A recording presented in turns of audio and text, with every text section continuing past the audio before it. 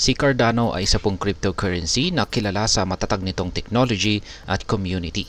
Sa kasalukuyan, ito po ay nagawa po niyang makabalik sa presyong $1 matapos po ang 3 taong slump. Ayon po sa mga eksperto, malaki po ang posibilidad na maabot nito ang $2 bago po matapos ang taon. Yan, mismong ang taong ito, taong 2024. Ito po ay dahil sa ilang mga mahalagang bagay na siyang nagtutulak sa presyo nito. Ito pong nakaraang 30 days or 30 araw, si ADA ay nagpakita po ng triple digit gains. Kaya naman nananatili itong isa sa mga pangunahing tinitingnan ng mga investors. Pero ano nga ba ang mga dahilan kung bakit sinasabi ng mga analyst na magandang pagkakataon ngayon para bumili ng ADA? At ayan po ang siyang ating pag-uusapan sa video na ito.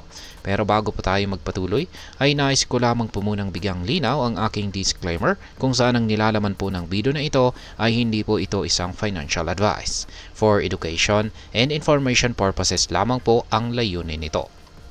At ayan mga ka-crypto, umpisaan po natin sa kung bakit magandang mag-invest dito kay ADA ngayon.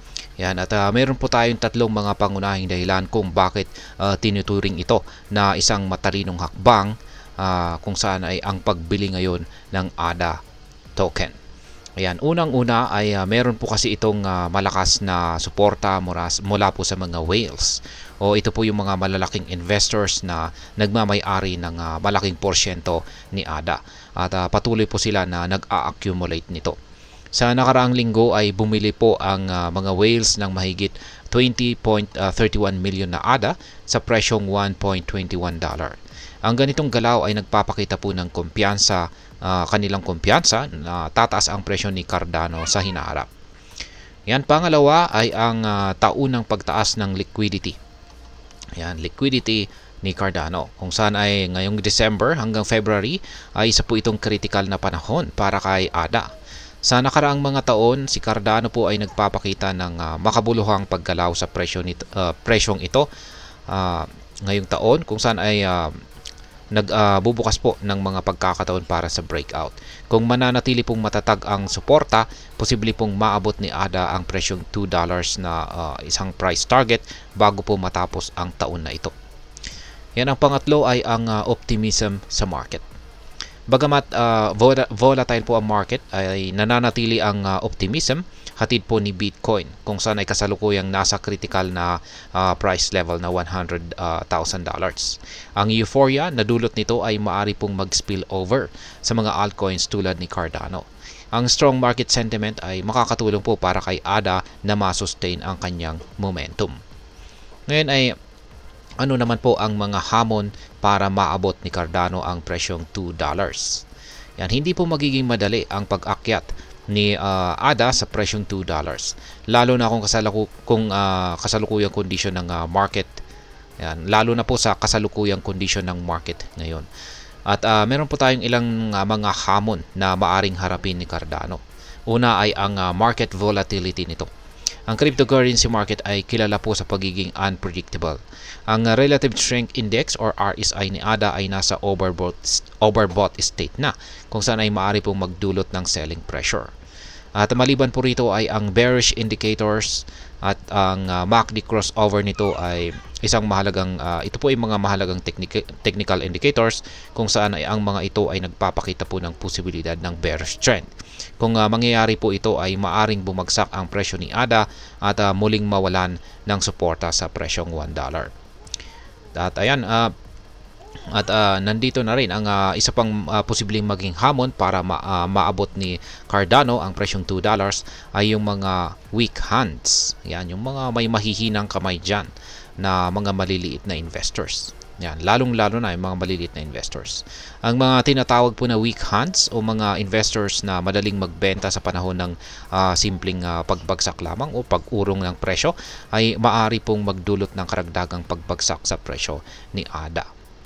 Ayan, ngayon ay ano naman po ang maaring mangyayari sa susunod na 3 linggo. Yan, sa susunod po na 3 linggo ay critical po para kay ADA. Kung magpapatuloy po ang suporta mula sa mga whales at mananatiling positibo ang market, maaring makakita po tayo ng isang significant upward movement kay ADA bago matapos ang taon na ito.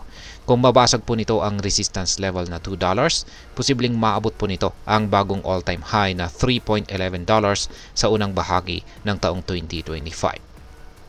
Ngayon, ano naman po ang maaring maging epekto nito para sa atin bilang mga Pinoy crypto investors or traders ni ADA? Ang sitwasyong ito ay maaari pong magbukas ng dalawang uri ng oportunidad. Ito po ay ang short-term gains at ang long-term gains. Unahin po natin sa short-term gains para po sa mga short-term traders. Kung ang target po ay bumili ng ADA sa kasalukuyang presyo at ibenta po ito kapag naabot ang $2, may potential po na makuha ang 60% gain. Gayunpaman, mahalaga po ang tamang timing dahil ang volatility ay isang malaking hamon. Yan, pagdating naman po sa long-term gains ay para sa mga long-term investors, ang technology po ni Cardano ay patuloy na umuunlad. Ang pagtaas sa presyo nito ay maaari pong magbigay ng mas malaking kita sa inaharap kapag naabot nito ang mas mataas pang target tulad po ng $3 o higit pa. Arayan ang mga magandang balita para sa mga Pinoy ay madali na pong makabili at mag-trade ng ADA sa local exchanges tulad po ni Binance at saka si Coins.ph. Subalit mahalaga po ang maging maingat na pagsusuri at tamang risk management sa bawat galaw. Ngayon ay ano naman po ang aking masasabi tungkol dito? Si Cardano ay hindi lamang po isang speculative na asset. Ito rin ay isang project na may matibay po na pundasyon at blockchain technology. Ang posibilidad na maabot po nito ang $2 ay hindi imposible kung ikukonsidera or ikukonsider po natin ang malalakas na suporta mula sa mga whales at ang positibong sentiment ng market. Subalit mahalaga rin na tandaan na ang crypto ay laging may kaakibat na risk. Kaya para sa mga nagbabalak na bumili ng ADA, ang tamang mindset ay hindi lamang kita agad, kundi ang pagkakaroon po ng long-term perspective sa potensyal ng technology ni Cardano. At ayan, hanggang dito na lamang po tayo sa video na ito mga ka-crypto. Sana po ay inyong nagustuhan ang aking paliwanag sa video na ito. Kung inyo po itong nagustuhan, pag-click lamang po ang like button nito. Marami pong salamat sa panonood. Ingat po tayo lagi at God bless po sa ating lahat.